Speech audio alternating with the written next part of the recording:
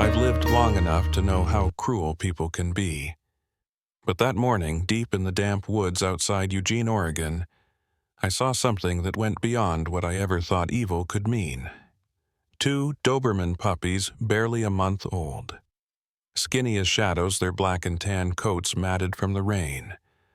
One was hanging by the neck from a tree branch, head-tilted legs trembling, its breath so faint it sounded like the wind. The other lay on the ground, exhausted, yet still trying to lift its tiny head, reaching with trembling paws, whining hoarsely, licking its brother's paw, trying to wake him as if one more touch might bring him back. I froze. Rain dripped down my face, cold as guilt, and in my head only one sentence echoed. What kind of bastard could do this? This wasn't an accident. Someone had tied that rope on purpose and walked away, hung a living creature that hadn't even learned how to bark right. No child deserves that. No being does. I clenched my teeth as something inside my chest began to burn. If I had seen the face of whoever did this, I swear I don't know if I could have held myself back. I stepped closer. The rope creaked against the bark, a dry, rasping sound. The hanging pup twitched, mouth open, tongue dark, purple neck swollen. The one on the ground crawled toward him, trembling, bumping its head against its brother's neck, whimpering softly, then licking again. I crouched down, my throat tightening. It wasn't fear, it was pain. It was fury. My pocket knife shook in my hand. "You sick bastard," I hissed through ragged breaths. One quick slice and the rope gave way. The little body fell into my arms, weightless as a wet rag. Cold, limp. Still, I pressed my ear to its chest. Nothing. I placed 2 fingers on its neck, waited, and finally felt it, a faint pulse so weak it was dissolving into the rain. The other puppy cried until its voice broke, eyes wide and glassy, staring at me. I knew that look. It was begging me to save his brother. And somehow in that freezing forest I realized I was crying too. I opened my jacket, tucked them both inside, and held them close. "It's okay, little ones. I've got you," I muttered, my voice trembling. Their breaths were shallow, blending with the pounding of my heart. I ran for the truck, slipping in mud, falling, getting up again. The rain lashed my face, sharp and salty like blood. I jumped into the driver's seat and slammed the pedal down. The speedometer needle shuddered. I grabbed the rescue radio, voice breaking. "I've got 2 puppies, one's hanging on by a thread. They were hanged on my way to brave rescue. Please be ready." No reply. Just rain hammering the windshield. I looked down at my jacket. The smaller one lifted its head, eyes asking, "Is he still alive?" I could only whisper back, "He is Kid, as long as I'm breathing." My hands tightened on the wheel as the headlights cut through the storm.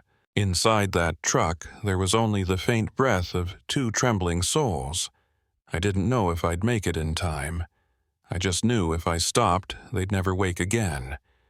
I pressed the gas on that dirt road, still slick from the rain. The sky shifted faster than I'd ever seen, clouds not yet gone, but sunlight already burning through. The smell of wet soil, mud, and rotting leaves mixed into something thick and primal, heavy enough to taste. The tires skidded through patches of muck, clinging to the earth like the forest itself didn't want to let us go. Each time I tried to push forward, the wheels spun, spitting mud in every direction, the engine screaming like it might tear apart. I gritted my teeth and slammed the pedal down harder. My heart pounded, my throat scorched. I had never known a short stretch of road to feel this endless. For a second, I wanted to throw the door open and run, just run all the way to the shelter, but I couldn't. On the passenger seat, 2 fragile lives trembled beneath my soaked jacket. The older one, Rex, lay motionless, neck bruised purple. His breathing, fractured chest fluttering like a thread about to snap. The smaller one, Rook pressed tight against him, eyes cracked open wide with fear and desperate pleading. That look nearly crushed me. He didn't want food or water. He was only asking me one thing with those tiny shaking eyes: "Please save my brother." My fingers locked around the steering wheel until my knuckles went white. Hang in there, little ones. Don't leave me now. The sky suddenly brightened. Sunlight hit the wet road, scattering glare through puddles and broken mud tracks until I could barely keep my eyes open. Steam rose from the ground in shimmering waves, curling into the cabin thick with the scent of mud, wet fur, and dried blood. I glanced sideways. Rook was still licking his brother's face, weakly, slowly, but refusing to stop. Sometimes he'd glance up at me with that trembling, determined stare that would haunt me for the rest of my life. The road twisted and buckled with potholes. Every curve felt like a test. I turned on the radio, my voice shaking. Brave rescue. This is Miller. I'm on my way. One Doberman pup barely breathing hanged. Please, prepare IV setup. The signal cracked, static roaring, then a woman's voice cut through. Copy that, Miller. The gate will be open. Keep them warm. Keep them warm, simple words, but their bodies were ice. I tightened my jacket, pressing both closer to my chest. Their cold sank through the fabric and into my skin until I shivered. My heart raced in rhythm with their fading breaths. Maybe for the first time in years I prayed. Not for myself, but for these two tiny creatures no bigger than my hands. A deep pothole jolted the truck hard. I caught the wheel just as a weak sound broke Rex. His throat moved, trying to speak, but failing. Rook scrambled, pawing at my chest, then tucked himself around his brother again, shaking violently. I laid a hand on his back. He felt like a dying ember, still warm but fragile as ash. I know, kid. We're almost there. Through the windshield, I saw its sunlight flashing off a dull silver sign, Brave Rescue Shelter. The letters blurred in the glare, but to me it was the most beautiful thing in the world. I honked 3 times, headlights blinking. 2 figures in blue scrubs sprinted through the gate. One of them was Lara, the head vet, small sharp eyes like tempered steel. She yanked the door open before I could stop the truck. Get fluids now. I carried Rex inside, Rook still clinging to my jacket. The room was blindingly white, warm air, antiseptic, and the hum of heaters washing over me like redemption.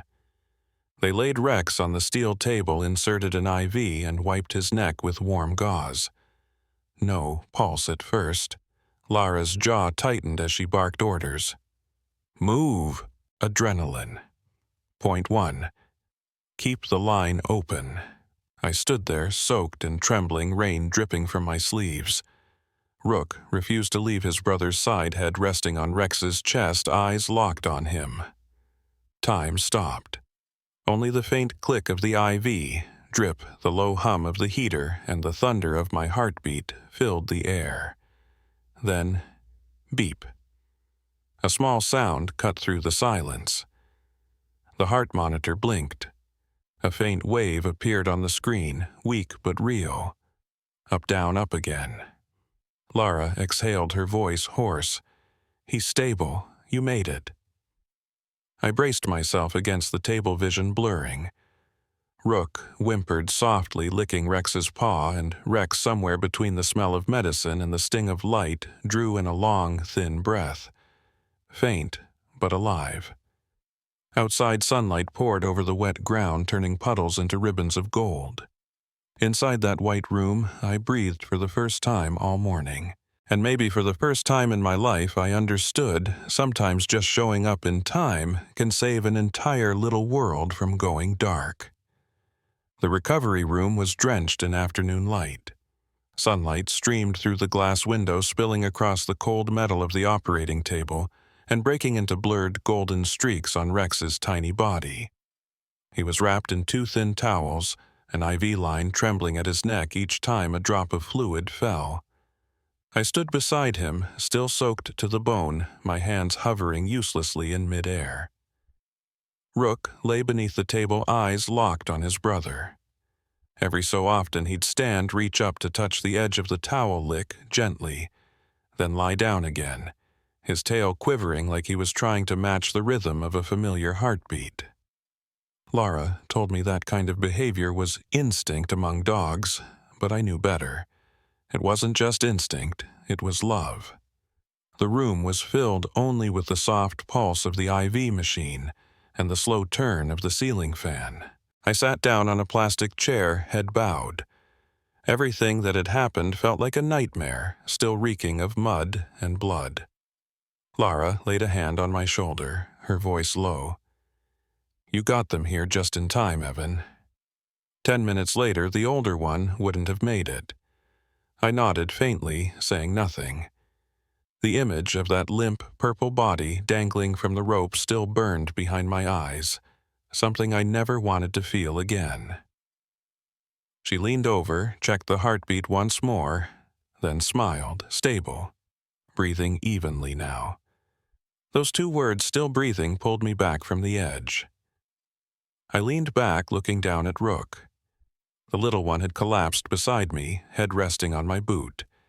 His eyelids drooped, but his ears stayed pricked toward his brother, alert to every faint sound. I reached down and stroked him. His wet fur clung cold to my skin, yet somehow my chest felt warm. Outside, the rain had stopped completely. Oregon. Sunlight poured through the window, glinting off the water still pooled on the floor, scattering like tiny shards of glass. The whole shelter smelled faintly of antiseptic and warm milk.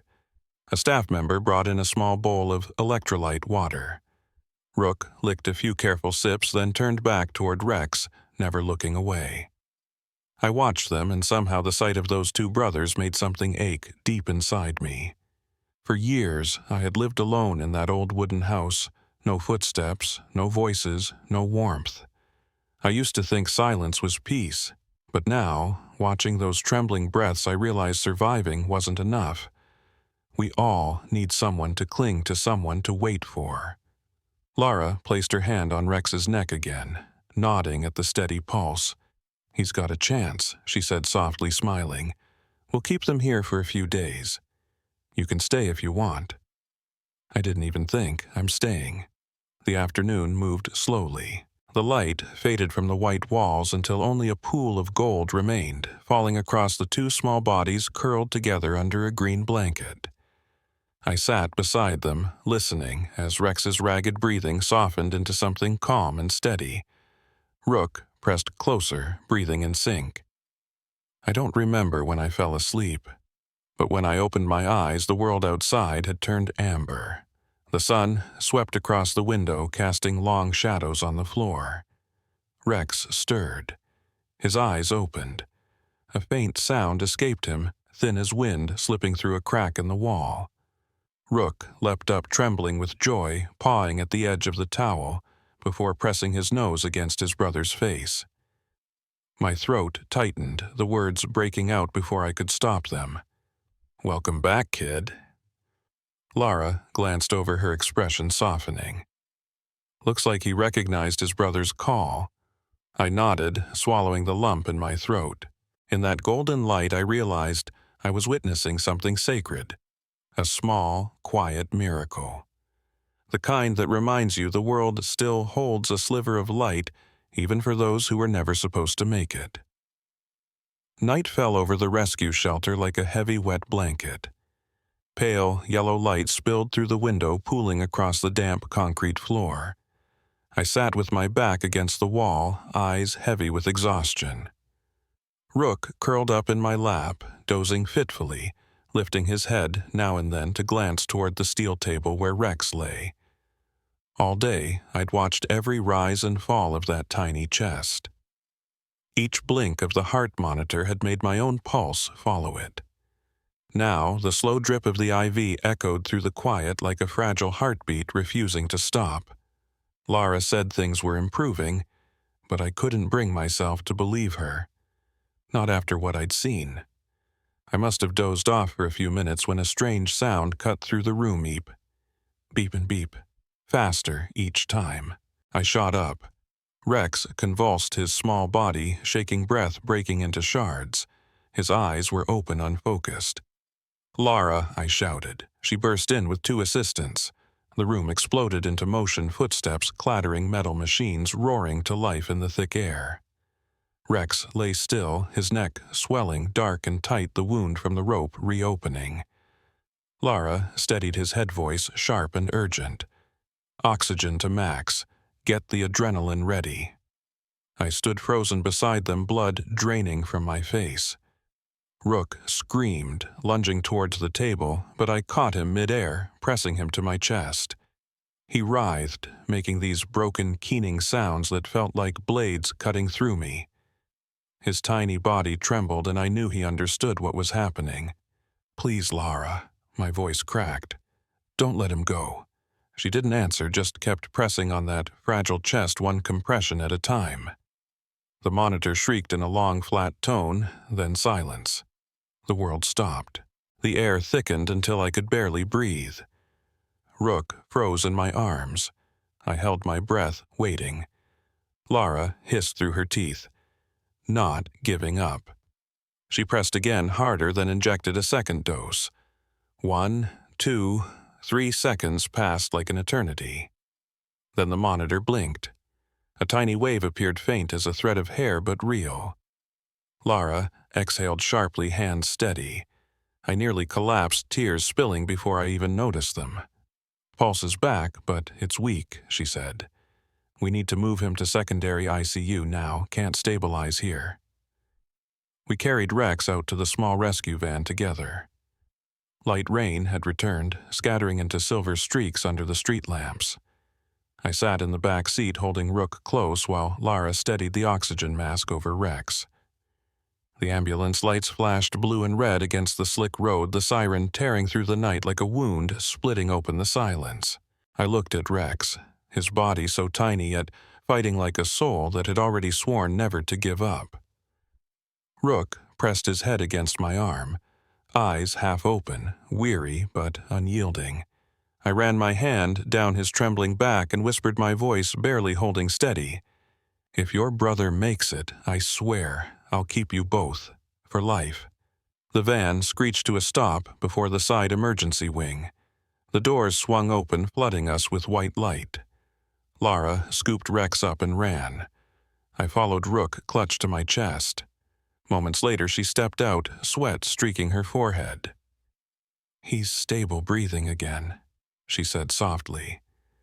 "Still weak, but he's through."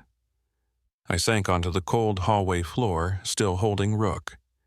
He relaxed completely, curling into me, eyes closing. Through the glass pane, I could see Rex asleep, chest rising in slow, steady waves. Outside, the rain stopped for good. A pale glow stretched across the horizon, the first trace of dawn. I'd never seen an Oregon sunrise feel so warm. Maybe, just maybe, it was the first time in years I truly believed that sometimes the smallest kind of love can pull the whole world back towards the light. Dawn rose slowly over Oregon. The first light slipped through the window, casting a pale gold sheen across the recovery room. The air carried the faint scent of medicine-warm fabric and pine wood, drifting in from the forest behind the shelter. I stood quietly at the doorway, holding a cup of cold coffee. On the steel table, Rex was curled beneath a green blanket, breathing evenly. Beside him, Rook was still there.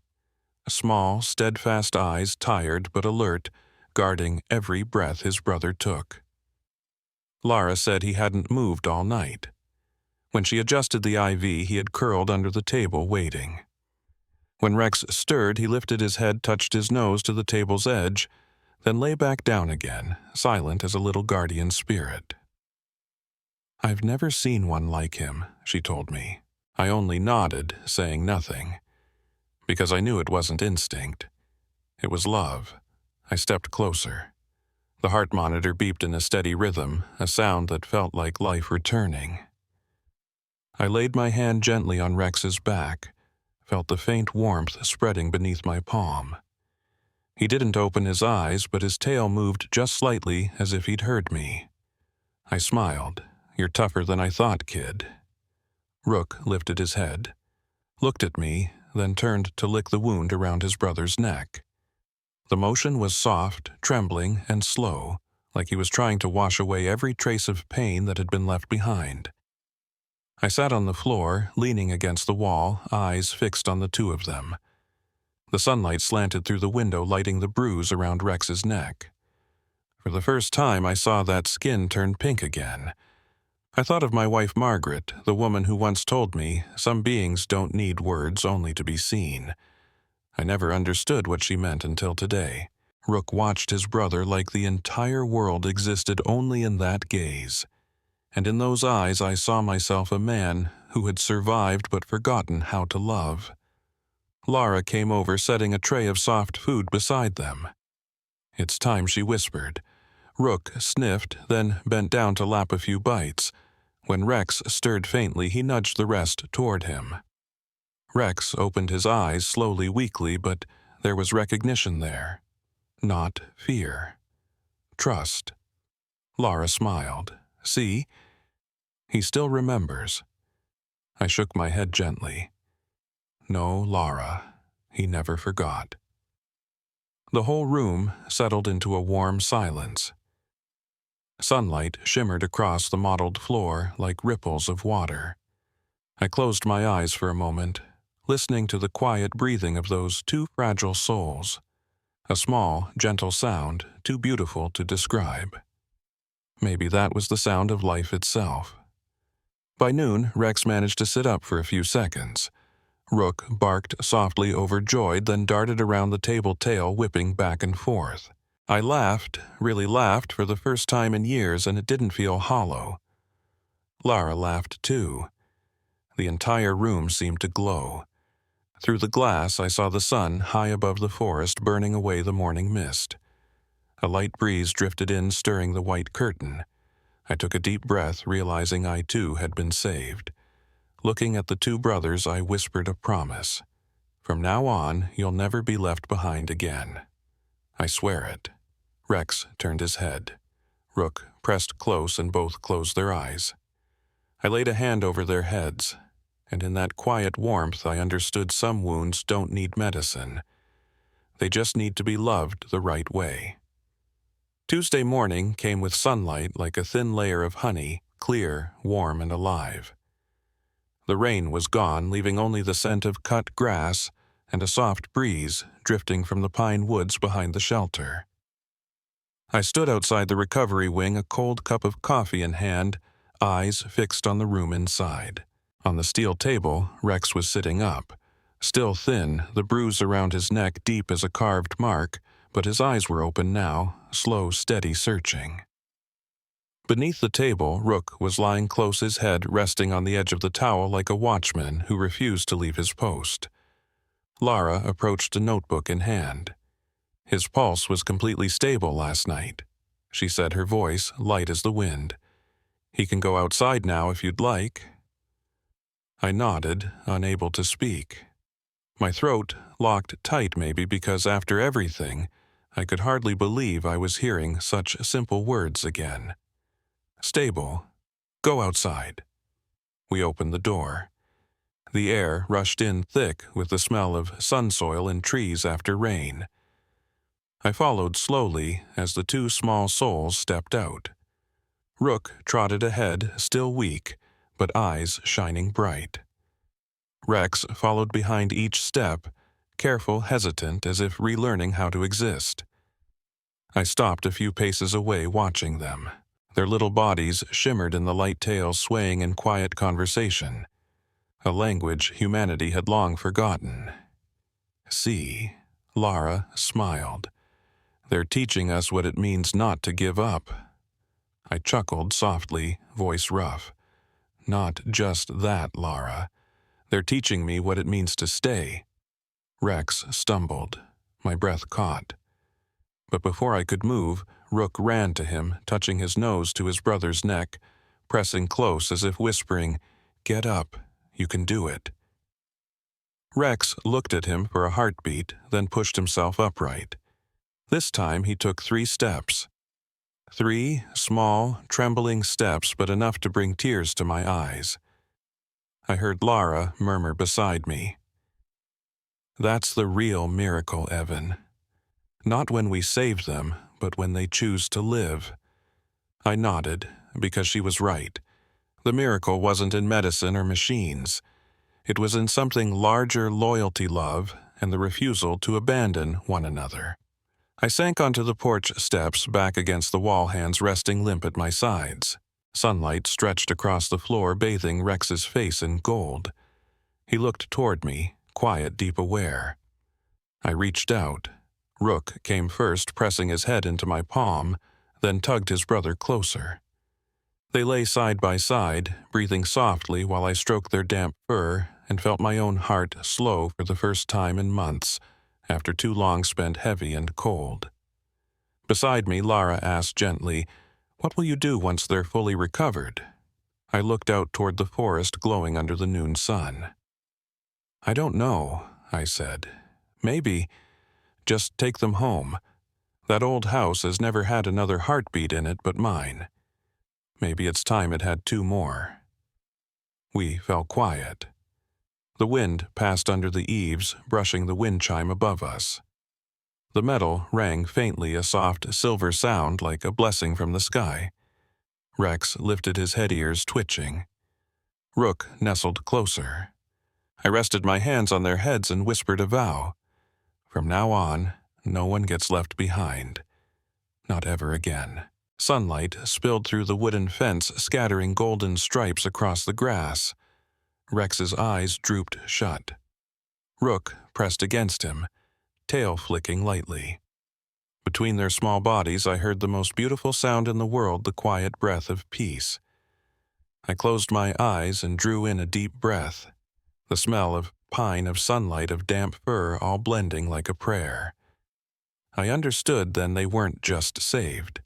They had saved me, the man who once thought his quiet life was all that remained, with nothing left to feel. That morning, beneath the brilliant Oregon sun, I found myself smiling. Not because I'd rescued anyone, but because I'd been reminded that sometimes miracles aren't grand or loud. Sometimes they're simply someone choosing to stay when they could have walked away. 2 weeks passed faster than I could grasp. Brave Rescue Shelter had grown quiet again, only the faint hum of a heater in the corner. The sky was gray this morning, drizzle whispering on the roof, but somehow my heart felt bright. Rex could walk on his own now, and Rook never left his side, a small dark shadow trailing him everywhere. Both had new coats, shining eyes, and steady breath so full of life that I could barely believe they were the same creatures I had cut down from that tree. Lara handed me the adoption papers. She smiled, her eyes gentle. "You saved them," she said softly. "Now it's their turn to save you. Go home, Evan."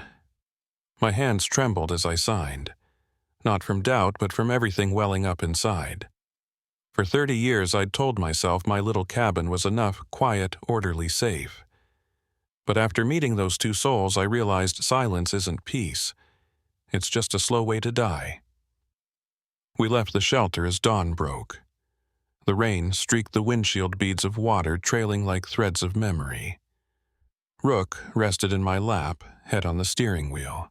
Rex sat in the back, watching the world through the glass. I turned on the radio, said nothing. Only the rhythmic swish of the wipers filled the space. And in that silence I felt something strange. My old truck had a heartbeat. The dirt road home was the same slick, muddy quiet. But today every puddle and bush along the roadside looked different. When I parked, I opened the door. The familiar creak of the hinges met the fresh scent of wet earth. The two dogs stepped down, sniffing the ground, taking in the air. Rook wagged his tail, and Rex lifted his head, breathing deeply as if he recognized the scent of freedom. I opened the cabin door. The air inside was thick with damp wood, old coffee, and solitude. But the moment those two little shadows crossed the threshold, everything changed. The room, once hollow, filled with warmth. The wooden chair, where I used to sit in silence, now shared the sound of soft paws, quiet breaths, and claws clicking against the floor. I couldn't explain it, only that my chest felt full again. From my pocket I took the thing I'd kept since that first day, the rope. the same rope that had once cut into Rex's neck that had symbolized pain and cruelty. I carried it to the backyard to the old maple tree. The drizzle hadn't stopped. I tied the rope to a low branch, but this time it held nothing. I shaped it into an open loop, then hung it like a wreath. In its center, I placed a few dried wildflowers. "It's time to close this chapter," I whispered. Rex sat beside me. Rook pressed against my leg. They both looked up at the rope, their eyes calm as if they understood. By afternoon, the rain had stopped. The last light of the day stretched across the porch, golden and still. I brewed coffee and sat down. Rex rested his head on my knee. Rook nestled beside him. Outside, the wind passed through the pines, the rustling leaves sounding like the earth itself exhaling. I closed my eyes, thinking of that first morning, the rasping breath, the stench of mud, the broken little cry that still haunts me. And when I opened them again, I saw 2 lives sleeping peacefully. I smiled. Maybe every miracle begins the same way with someone wounded who still refuses to let go of love. I leaned down and whispered, "From now on, this is our home." Rex stirred. Rook sighed and curled tighter, the 2 of them melting into one quiet dream. Outside, the dying light caught the rope on the tree, the wind rocking it gently, making it chime against the bark, soft, rhythmic, like time itself breathing. For the first time in years, my heart beat not from fear, but because I knew I was still alive. I ran my hand over their heads and murmured, "Thank you for not giving up, and for saving me from my own silence." The evening wind swept through, carrying the scent of warm earth and the soft ring of a wind chime. I looked at the 2 small bodies curled together on the wooden floor, and one thought filled my mind. Sometimes we can't save the world, but we can save one life, and sometimes that life saves the humanity left inside us. Thank you for staying till the end of this story. If you've ever loved a small creature so deeply that the sound of its breathing brought you peace, then you understand why we keep going no matter how cold the world gets. Rex and Rook didn't just survive. They taught me, and maybe you too, that miracles aren't about how many lives we rescue, but about choosing to love in a world that forgets how. Thank you for listening, for believing, and for staying kind. I'm Evan Miller, and I still believe we don't need to do great things. We just need to never turn away when we see pain.